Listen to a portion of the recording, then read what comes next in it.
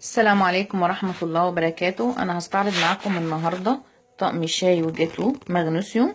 الخامة بتاعته البورسلين درجة عالية جدا. ده الشكل الإجمالي بتاعه من بعيد اهو. اللي صمم الطقم ده يعتبر فنان فعلا في اتقان اللون مع الرسم بتاعه. الشغل بتاعه سبحان الله، يعني تحس ان هينطق من جماله. هبدأ ان انا استعرض معاكم جزء منه زي ما عودتكم.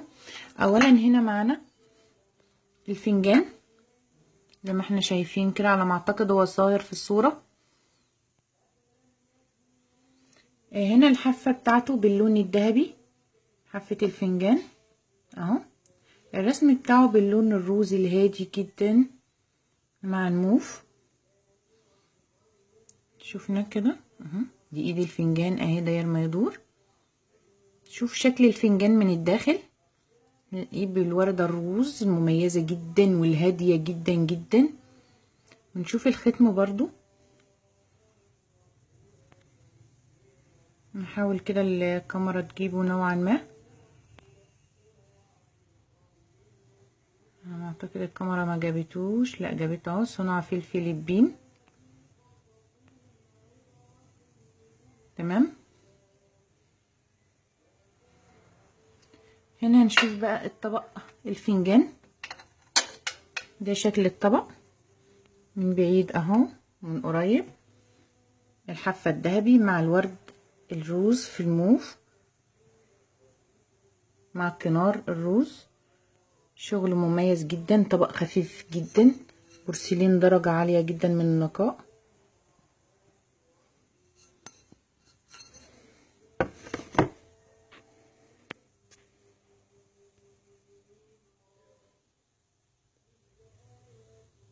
على ما اعتقد كده ظهرت الختم بتاعها.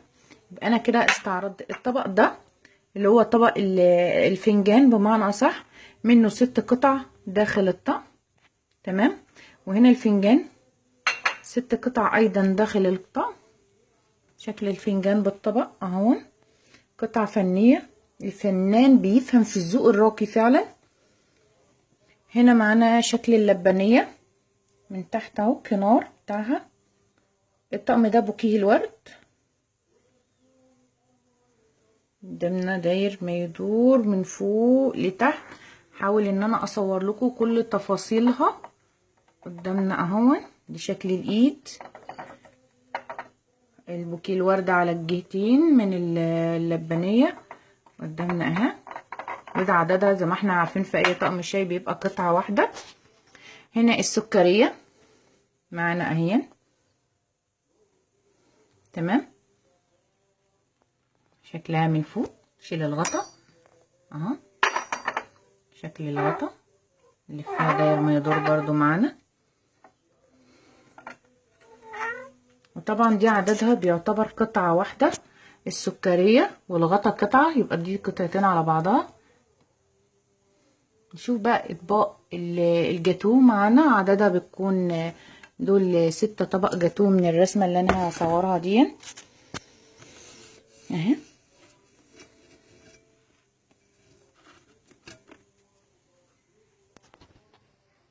بوكيه ورد مميز بارز 3 داي، مش بارز سوري، 3 داي، يعني تحس ان الوردة هتنطق قدامنا، واقعية جدا. ده شكل الكنار بتاع الطقم اهون، بتاع الطبق اخد حردات كده اهي قدامنا، شكله من بعيد اهو. وده احنا قلنا الطبق ده عدده 6 قطع في الطقم. هنشوف مع بعض برضو البراد، حاول ان انا اشيله واصوره لوحده. بسم الله. هنا شكل البرادة انا فاتحاه هنا اهو، حاول تبقى الغطا.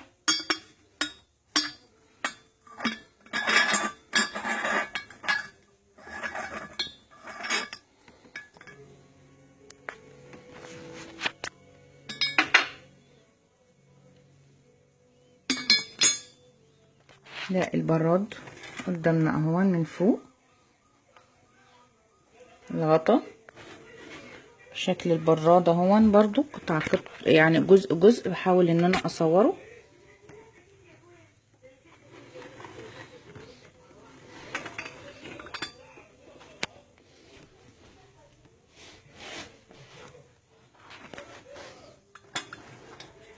اتمنى بس ان يكون التصوير نوعا ما موضح شكل المنتج. ده شكل البراد اهو، بسم الله ما شاء الله، يعني براد مميز جدا. لو احنا شفنا الكنار بتاع البراد برضو رسمته من فوق اهون، تمام. وده شكل بوكيه الورد اللي على البراد. البوكيه ده تحس ان انت لو حطيتي ايدك فيه كده ان محببه، دي التنقيط اللي فيها دي ذات نفسها بتحكي معاكي يعني محببه كده. دي ملس الورد بتاعها اهو. ده شكل ايد البراد من جميع الجهات اهو. على ما اعتقد ان هو كده البراد استكفى في التصوير. هنا عندنا في ناقص قطعة واحدة بس اللي ما اتصورتش، اللي هو طبق الفطيرة او طبق تورتايه كبير. ده بيبقى عندنا حجمه سوري، الطبق ده بيبقى قطعة واحدة في الطقم زي ما احنا شايفين كده جماله. الطبق هينطق من شدة الجمال. الرسمة مميزة مع اللون، خطير بجد. يعني طبق مميز ورسمة مميزة وطقم مميز جدا. خامة البورسلين عالية، الطبق خفيف جدا، وده ميزة في اي طقم طبعا. على ما اعتقد كده انا صورت الطقم بما فيه الكفاية. واتمنى يكون التصوير وضح شكل المنتج. وطبعا ده من تصوير ام كريم، والسلام عليكم ورحمة الله وبركاته.